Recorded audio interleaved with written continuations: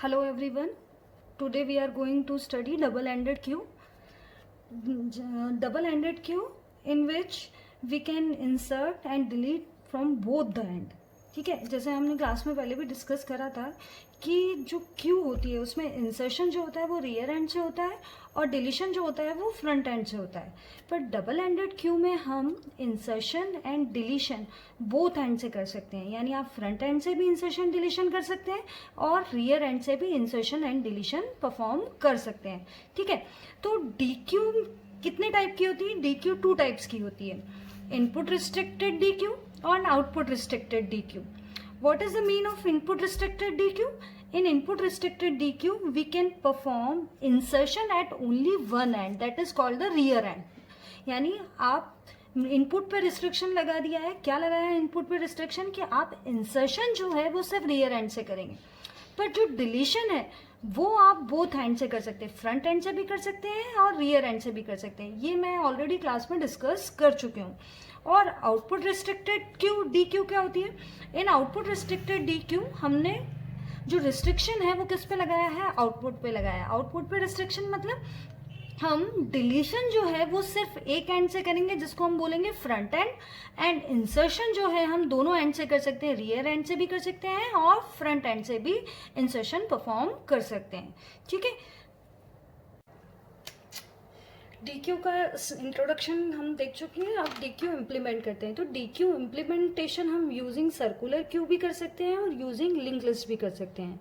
ठीक है, तो अब हमें इम्प्लीमेंट करना है और ऑपरेशन कैसे कैसे परफॉर्म होने हैं वो देखते हैं हम. ठीक है, तो सबसे पहले हम देख रहे हैं इनपुट रिस्ट्रिक्टेड क्यू.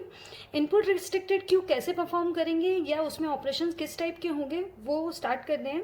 तो इनपुट रिस्ट्रिक्शन क्यू में हमने बोला है कि जो रिस्ट्रिक्शंस हैं वो इनपुट पर. रिस्ट्रिक्शन कहाँ से हैं? कि आपको बोला गया है कि आपको जो इंसर्शन है वो सिर्फ रियर एंड से करना है और डिलीशन आप बोथ द एंड से परफॉर्म कर सकते हैं. तो अगर स्टार्टिंग की बात करें जब क्यू आपकी एम्प्टी है तो एम्प्टी की पोजीशन सबको ध्यान है आपको कि फ्रंट और रियर किस पर सेट होते हैं? -1 पर सेट होते हैं. ठीक है, तो ये अभी फिलहाल मेरी क्यू एम्प्टी की पोजीशन है. अब मुझे इंसर्शन परफॉर्म करना है तो इंसर्शन के लिए जो मेरे पास गेट है वो है रियर गेट. तो रियर गेट से हमें एंट्री लेनी है और हम डिलीशन यानी एग्जिट हम कहाँ कहाँ से कर सकते हैं? फ्रंट एंड से भी कर सकते हैं और रियर एंड से भी कर सकते हैं. फॉर एग्जाम्पल, अगर मुझे इंसर्शन परफॉर्म करना है इस पर्टिकुलर क्यू में, आप देख रहे हैं कि फ्रंट की पोजीशन 0 पर है और रियर की पोजीशन भी मेरी 0 पर है. अभी मेरा सिंगल एलिमेंट है क्यू में. ठीक है, और double ended queue operation perform कर रहे हैं और सबसे पहला ऑपरेशन है हमारा इनपुट वाला. तो इनपुट यानी इंसर्शन ऑपरेशन परफॉर्म कर रहे हैं. इंसर्शन ऑपरेशन में हमने बोला है कि रियर एंड से ही आपको इंसर्शन करना है. तो रियर एंड से इंसर्शन करना है मतलब जो नेक्स्ट एलिमेंट इंसर्ट होगा उसकी पोजीशन क्या होगी? इस पर्टिकुलर पोजीशन पर हम एलिमेंट को इंसर्ट करेंगे.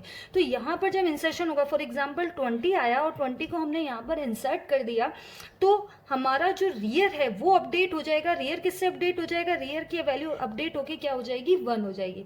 तो इस पर्टिकुलर पोजीशन पर हमने जब इंसर्शन परफॉर्म करा और इंसर्शन मेरा रियर एंड से था तो हमने रियर को अपडेट करा किससे? रियर +1 से. मेरा पहले 0 था, अब रियर मेरा क्या बन चुका है? 1. अगर मेरा नेक्स्ट एलिमेंट और इंसर्ट होता है, फॉर एग्जांपल 30 और आता है तो वो इंसर्ट हुआ, तो उस केस में मेरे रियर की पोजीशंस चेंज हो जाएगी 2 पर. मेरा फ्रंट वहीं पर ही रहेगा. मेरी रियर की पोजीशंस इंक्रीमेंट हो रही है जो हमने लीनियर क्यू में भी देखा है. तो लीनियर क्यू के थ्रू जैसे ही रियर में भी हम क्या कर रहे हैं? इंक्रीमेंट कर रहे हैं. ठीक है, अब डिलीशन देखते हैं. तो डिलीशन के केस में हम 2 चॉइस देंगे. 2 चॉइस कौन कौन सी देंगे? कि आप फ्रंट एंड से भी डिलीशन कर सकते हैं और रियर एंड से भी डिलीशन परफॉर्म कर सकते हैं. तो हमारे पास 2 चॉइसेस है, फ्रंट एंड से भी डिलीशन कर सकते हैं, रियर एंड से भी डिलीशन कर सकते हैं. तो अगर ये मेरी क्यू है, इसमें मैंने फ्रंट एंड से डिलीशन परफॉर्म करा, यानी सबसे पहले एलिमेंट जो मेरा बाहर आएगा वो कौन सा रहेगा? 15 रहेगा. तो अगर मेरा एलिमेंट बाहर आया तो मेरी पोजीशंस क्या क्या हो जाएगी? जैसे ये 0th पोजीशन खाली हो गई, 1 पोजीशन, टू पोजीशन, यानी यहाँ पर 20 है, यहाँ पर 30 है। फ्रंट मेरा कहाँ पर आ जाएगा, 1 पर आ जाएगा, और रियर को मैंने कुछ भी चेंज नहीं करा है। तो फ्रंट को मैंने क्या करा है, 1 से बढ़ा दिया है, जो लीनियर क्यू में भी हमने परफॉर्म करा था।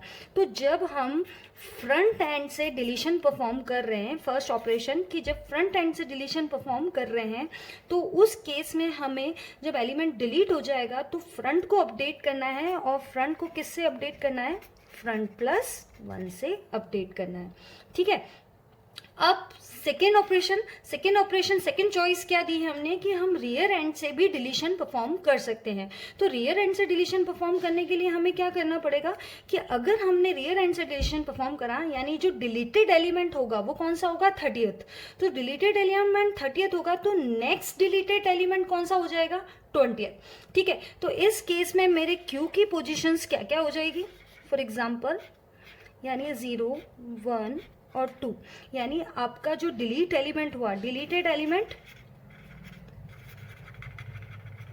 हो गया 30, क्योंकि हम किससे डिलीशन परफॉर्म कर रहे हैं, रियर एंड से डिलीशन परफॉर्म कर रहे हैं। तो रियर एंड से जब डिलीशन परफॉर्म करेंगे तो 30 मेरा डिलीट हो चुका है, यानी ये जो 30 है वो बाहर आ गया। तो मेरी फ्रंट की पोजीशन तो 1 ही रही, पर रियर की पोजीशन फिर से क्या बन गई है, 1 बन गई है। तो इस केस में मैंने रियर को क्या करा, रियर इक्वल्स टू रियर -1 करा। तो जब डिलीशन परफॉर्म कर रहे हैं तो चॉइस थी कि आपको फ्रंट एंड से डिलीशन करना है कि रियर एंड से डिलीशन करना है।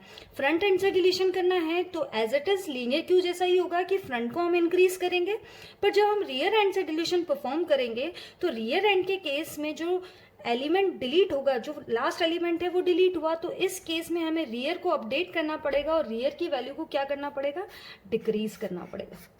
ठीक है, तो ये मेरी थी input restricted queue. Now we are going to discuss output restricted D queue. In output restricted D queue जो रिस्ट्रिक्शन है वो हमने किस पे लगाया है, आउटपुट पे, यानी डिलीशन जो होगा वो सिर्फ एक एंड से होगा, that is called the front end, but we can insert element from both the end, front end as well as rear end, कि हम फ्रंट एंड से भी इंसर्शन कर सकते हैं और रियर एंड से भी इंसर्शन कर सकते हैं। ठीक है, तो अगर डिलीशन करना है तो आपको पता है कि अगर एलिमेंट हम डिलीट करेंगे, यानी फर्स्ट टाइम हम देखते हैं डिलीशन। ठीक है, तो डिलीशन के केस में हमारे पास कोई चॉइस नहीं है। जब कोई चॉइस ही नहीं है तो जो एलिमेंट डिलीट होगा वो कौन सा डिलीट होगा, 12, यानी फ्रंट एंड पर जो एलिमेंट है वही एलिमेंट डिलीट होगा। जब ये एलिमेंट डिलीट हो जाएगा तो हमारी क्यू की पोजीशंस क्या क्या रह जाएगी, 0, 1, 2, 3, 4, ये हमारे इंडेक्स है एरे, क्योंकि हम एरे के थ्रू इम्प्लीमेंट कर रहे हैं। और जब हमारा डिलीट एलिमेंट डिलीट हो गया है तो फ्रंट एंड से डिलीट हुआ, डिलीशन फ्रॉम फ्रंट एंड से डिलीट हुआ, 12 डिलीट हो चुका है, तो नेक्स्ट एलिमेंट जो डिलीट होगा वो कौन सा होगा, 16।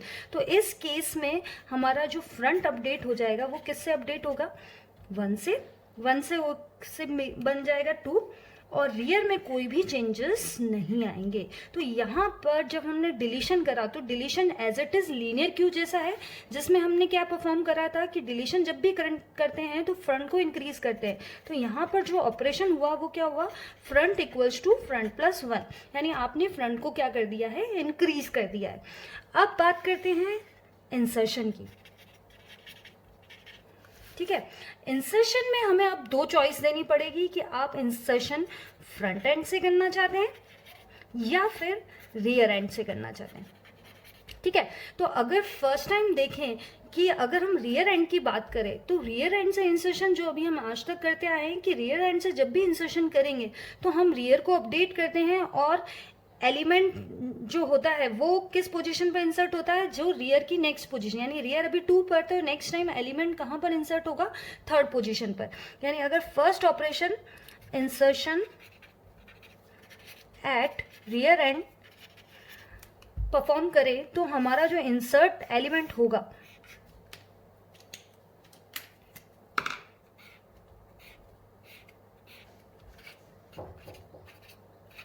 ठीक है। जैसे 16 एक ही एलिमेंट था मेरा क्यू में, अब मेरा जो एलिमेंट आया है वो 20, और 20 को मैं कहाँ पर इंसर्ट कर दूंगी, इस पोजीशन पर इंसर्ट कर दूंगी।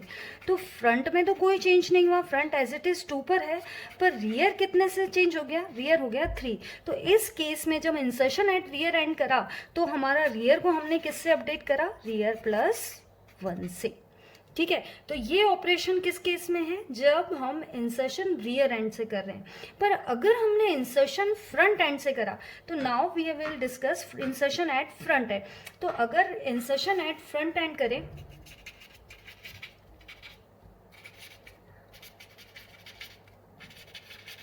ठीक है, तो अगर इंसर्शन फ्रंट एंड पे करें तो फ्रंट एंड कहाँ पर है, 2 पर है। तो अगर इंसर्ट करेंगे एलिमेंट तो एलिमेंट कहाँ पर आ जाएगा, इस पोजीशन पर आ जाएगा। तो इस पोजीशन पर जब एलिमेंट आएगा तो यानी आपकी जो क्यू की पोजीशंस होगी वो क्या क्या हो जाएगी, ये 0 1 2 3 और ये 4। ठीक है, पहले से जो एलिमेंट्स थे वो थे 16 और 20। अब अगर फ्रंट एंड पर इंसर्शन करा तो नेक्स्ट एलिमेंट जो इंसर्ट होगा, मान ले फॉर एज्यूम कर लेते कि 15 आया, तो 15 को हम कहाँ पर इंसर्ट करेंगे, इस पोजीशन पर। तो फ्रंट हो गया मेरा 1 और रियर हो गया मेरा 3। इसका मतलब हमने फ्रंट को क्या करा है, डिक्रीज करा है। कितने से डिक्रीज करा है, 1 से डिक्रीज करा है। अगर आप इंसर्ट करते करते किस पोजीशन पर आ गए, इस पोजीशन में, यानी नेक्स्ट टाइम फॉर एग्जांपल आपने इंसर्ट करा और अब इंसर्शन करते हुए इस पोजीशन पर आ गए, नेक्स्ट टाइम फिर से इंसर्शन करना है, तो अगर आप सर्कुलर क्यू के थ्रू इम्प्लीमेंट कर रहे हैं तो इंसर्शन आप कहाँ पर कर देंगे। आपको ध्यान है कि हम जब लास्ट में पहुँच जाते हैं या आप 0 पोजीशन पर रहते हैं तो हम वापस से कहाँ पर सेट कर दें, फ्रंट को इस पोजीशन पर सेट कर दें। यानी आप इंसर्शन करते करते इस डायरेक्शन से बढ़ते हुए आप कहाँ पर आ गए, यहाँ पर आ जाएंगे, इस पोजीशन पर। ठीक है, जब आप इसको सर्कुलर क्यू के फॉर्म में इम्प्लीमेंट करेंगे। तो ये थी हमारी डबल एंडेड क्यू, जिसमें हमने 2 टाइप के डबल एंडेड क्यू देखी, इनपुट रिस्ट्रिक्टेड और आउटपुट रिस्ट्रिक्टेड। इनपुट रिस्ट्रिक्टेड मतलब जिसमें इंसर्शन और डिलीशन जो है, इंसर्शन तो हम सिर्फ एक एंड से करेंगे और डिलीशन जो है हम दोनों एंड से परफॉर्म कर सकते हैं। और आउटपुट रिस्ट्रिक्शन में हमने देखा कि जो हमारा डिलीशन है वो हमें सिर्फ फ्रंट एंड से परफॉर्म करना है और इंसर्शन जो है हम दोनों एंड से परफॉर्म कर सकते हैं। अगर हम एप्लीकेशंस ऑफ डीक्यू देखें तो डीक्यू की एप्लीकेशंस क्या क्या हो जाएगी, डीक्यू की एप्लीकेशंस हो जाएगी कि हम डीक्यू का यूज़ करके स्टैक और क्यू दोनों एक में ही इम्प्लीमेंट कर सकते हैं। यानी आप स्टैक भी किस में इम्प्लीमेंट कर सकते हैं, क्यू के थ्रू इम्प्लीमेंट कर सकते हैं। तो the D queue can be used as a stack and a queue. It can perform both redo and undo operation. आपको पता है कि रीडू एंड अंडू ऑपरेशंस क्या होते हैं। अंडू ऑपरेशंस होते हैं जब आप कोई गलती से इरेज कर देते हैं तो आप वापस से अंडू कर देते हैं, और रीडू मतलब वापस से सेम ऑपरेशन फिर से परफॉर्म करना। तो ये दोनों ऑपरेशंस हम किसके थ्रू कर सकते हैं, डीक्यू के थ्रू कर सकते हैं। और डीक्यू किसके थ्रू, डीक्यू का और क्या यूज है, डीक्यू के थ्रू हम पैलिंड्रोम चेक कर सकते हैं। इसके अलावा डीक्यू जो है वो मल्टी प्रोसेसर शेड्यूलिंग में भी यूज होती है। क्यू के एडवांटेज और क्यू की जो एप्लीकेशंस है वो ऑलरेडी आपने देखी है, क्यू आपने ओएस में भी स्टडी करी है। तो क्यू जो है हमारी बहुत इंपॉर्टेंट डेटा स्ट्रक्चर है, जिसमें इंसर्शन हमेशा फ्रंट एंड, इंसर्शन हमेशा रियर एंड से होता है और डिलीशन हमेशा फ्रंट एंड से होता है।